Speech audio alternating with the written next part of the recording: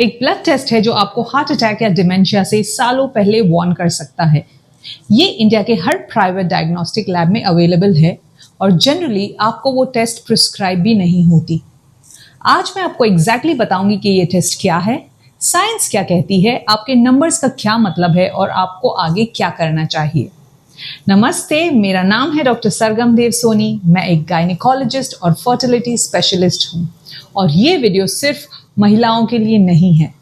ये वीडियो हर एक उस इंसान के लिए है जो ये देख रहा है, क्योंकि ये जो मार्कर है जिसके बारे में मैं बताने वाली हूँ वो साइलेंटली सबको अफेक्ट करता है और कोई बात ही नहीं कर रहा इसके बारे में।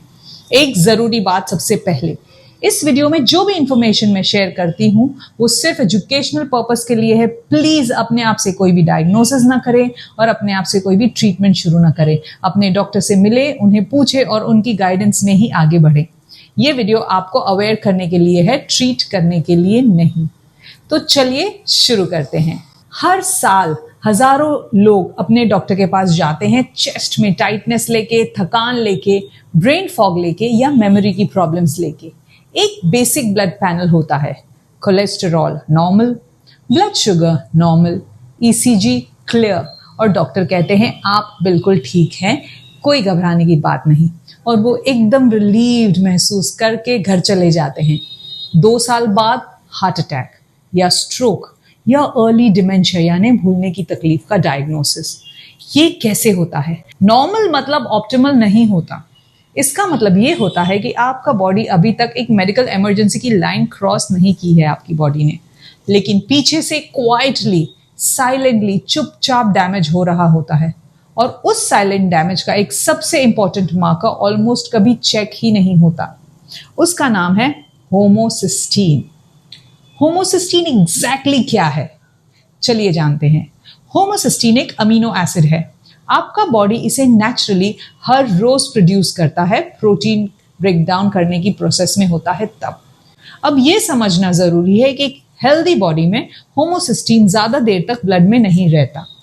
आपकी बॉडी इसे कन्वर्ट करके साफ कर देती है 3 स्पेसिफिक विटामिन्स की मदद से, विटामिन B6, विटामिन B12 और फोलेट।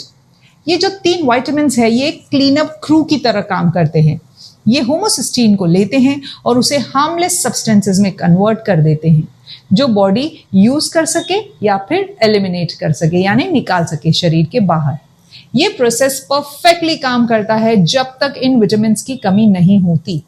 लेकिन यहां प्रॉब्लम है, इंडिया में B12 डेफिशिएंसी बहुत कॉमन है, खासकर शाकाहारी यानी वेजिटेरियंस में, खासकर महिलाओं में, खासकर 40 के ऊपर की उम्र वालों में। फोलेट की कमी उन्हें होती है जो इनफ ग्रीन लीफी वेजिटेबल्स यानी हरे पत्ते की सब्जियां नहीं खाते। और जब ये विटामिन्स कम हो जाते हैं, क्लीन अप क्रू जो है वो चली जाती है, होमोसिस्टीन ब्लड में अक्यूमुलेट होने लगता है और तब शुरू होता है डैमेज। हाई होमोसिस्टीन आपकी बॉडी को क्या करता है? मैं चाहती हूं आप अपने ब्लड वेसल्स के अंदर का पिक्चर इमेजिन करें, सोचे। स्मूथ है, फ्लेक्सिबल है, साफ है। अब ये सोचो कि कोई सैंड पेपर लेके उस स्मूथ अंदर की लाइनिंग को घिस रहा है। छोटी छोटी स्क्रैचेस आ रही है, छोटी छोटी इंजरीज हो रही है, छोटे छोटे डैमेज के पॉइंट्स हैं। बिल्कुल यही काम करता है एलिवेटेड होमोसिस्टीन आपके ब्लड वेसल्स के अंदर से ये एंडोथेलियम को डैमेज कर देता है यानी आपकी आर्टरीज की इनर लाइनिंग को डैमेज कर देता है। अब आपका इम्यून सिस्टम इस डैमेज को देखता है और रिपेयर करने की कोशिश में लग जाता है। वो इन इंजर्ड स्पॉट्स को पैच करने के लिए कोलेस्टेरॉल भेजता है। वो कोलेस्टेरॉल टाइम के साथ हार्डन हो जाता है यानी कड़क हो जाता है। यही है प्लाक। और सबसे अलार्मिंग बात यह है, ये पूरा प्रोसेस तब भी हो सकता है जब आपका टोटल कोलेस्टेरॉल का आंकड़ा यानी नंबर बिल्कुल नॉर्मल दिखता हो। LDL ठीक हो सकता है, HDL ठीक हो सकता है, ट्राइग्लिसराइड्स ठीक हो सकती है, लेकिन अगर होमोसिस्टीन एलिवेटेड है, आपकी आर्टरी साइलेंटली यानी चुपचाप धीरे धीरे डैमेज हो रही है और कोई स्टैंडर्ड टेस्ट इसे पिक नहीं कर रहा। अब बात करते हैं ब्रेन की। वही वैस्कुलर डैमेज जो आपके हार्ट आर्टरीज में होता है, वही आपके ब्रेन को सप्लाई करने वाले टाइनी ब्लड वेसल्स में भी होता है। रिसर्च कंसिस्टेंटली दिखाती है कि एलिवेटेड होमोसिस्टीन एक इंडिपेंडेंट रिस्क फैक्टर है कॉग्निटिव डिक्लाइन के लिए, वैस्कुलर डिमेंशिया के लिए और एल्जाइमर्स डिजीज के लिए। New England journal of medicine में दुनिया के सबसे रिस्पेक्टेड मेडिकल जर्नल्स में से एक है और एक लैंडमार्क स्टडी पब्लिश हुई थी जिसमें 1000 से ज्यादा लोगों को काफी सालों तक फॉलो किया गया। फाइंडिंग क्या थी? जिनका प्लाज्मा होमोसिस्टीन लेवल 14 माइक्रोमोल पर लीटर से ऊपर था, उनका डिमेंशिया और एल्जाइमर्स डिजीज का रिस्क ऑलमोस्ट डबल हो गया था। ये एक एसोसिएटिव रिस्क फैक्टर है। इसका मतलब ये नहीं कि एलिवेटेड होमोसिस्टीन वाले हर पेशेंट को डिमेंशिया डेवलप हो सकता है, लेकिन ये एक पावरफुल वार्निंग सिग्नल है जो हम इग्नोर नहीं कर सकते।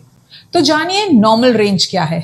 स्टैंडर्ड लैब्स कहते हैं कि होमोसिस्टीन 5 से 15 यानी 5 to 15 माइक्रोमोल पर लीटर के बीच नॉर्मल है, लेकिन प्रिवेंटिव मेडिसिन और रिसर्च जनरली सजेस्ट करती थी कि 10 माइक्रोमोल पर लीटर से नीचे रहना ओवरऑल हेल्थ के लिए ज्यादा बेटर नहीं है। अगर आपका लेवल 10 से 15 के बीच है, ये माइल्डली एलिवेटेड है। अपने डॉक्टर से बात करें और न्यूट्रिशन पे ध्यान देने का समय आ चुका है।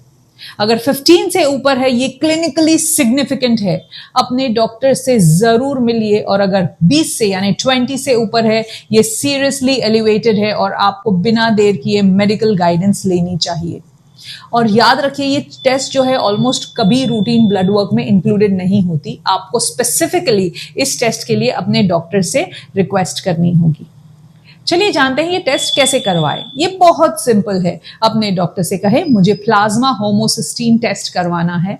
वो आपको गाइड करेंगे कि कहाँ से टेस्ट करवाना है, कैसे करवाना है और आपके रिजल्ट्स का क्या मतलब है।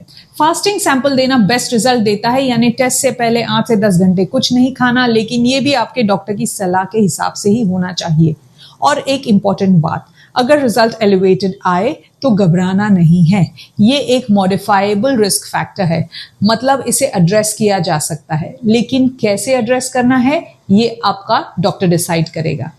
मैं आपसे एक बार फिर रिक्वेस्ट करती हूँ, प्लीज अपने आप से सप्लीमेंट्स मत लेना, अपने आप से ट्रीटमेंट शुरू मत करना। ये अच्छा नहीं होता है। सिर्फ इसलिए नहीं कि मैं डॉक्टर हूँ, बल्कि इसीलिए कि आपकी स्पेसिफिक डेफिशिएंसी, आपकी स्पेसिफिक डोजेज, आपका टाइप, ये सब सिर्फ प्रॉपर इवैल्यूएशन के बाद ही डिसाइड हो सकता है। ये टेस्ट किसे करवानी चाहिए? मैं स्पेसिफिकली रिकमेंड करूंगी ये टेस्ट उन्हें जिन्हें फैमिली हिस्ट्री है हार्ट डिजीज की या स्ट्रोक की या अर्ली डिमेंशिया की, जिन्हें ऑलरेडी हाई ब्लड प्रेशर या डायबिटीज है, जो वेजिटेरियंस है और B12 सप्लीमेंट्स रेगुलरली नहीं ले रहे हैं, जो 40 साल से ऊपर के हैं, जो ब्रेन फॉग, मेमोरी प्रॉब्लम्स या अनएक्सप्लेन थकान यानी फटीग फील कर रहे हैं रेगुलरली। लेकिन सच बताऊं, मैं चाहूंगी कि 30 साल की उम्र के बाद हर इंसान ये टेस्ट एक बार जरूर करवाएं। अपने डॉक्टर से पूछे, एक सिंपल ब्लड टेस्ट है और इंफॉर्मेशन होना हमेशा बेटर है। हम सब नॉर्मल रिपोर्ट लेके घर जाते हैं और सोच लेते हैं सब ठीक है, लेकिन नॉर्मल और ऑप्टिमल में फर्क होता है और वो फर्क कभी कभी सालों बाद एक हार्ट अटैक के रूप में सामने आता है। ये एक डिमेंशिया डायग्नोसिस के रूप में सामने आ जाता है। आपकी बॉडी आपको साइंस देती है, वार्निंग देती है। सिर्फ आपको सही सवाल पूछने चाहिए अपने डॉक्टर से।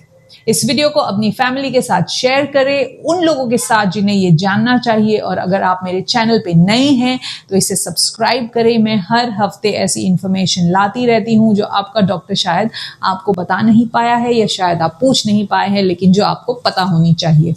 नमस्ते, मैं हूँ डॉक्टर सरगम देव सोनी। अपना ख्याल रखिए और अपने डॉक्टर से रेगुलर मिलते रहिए।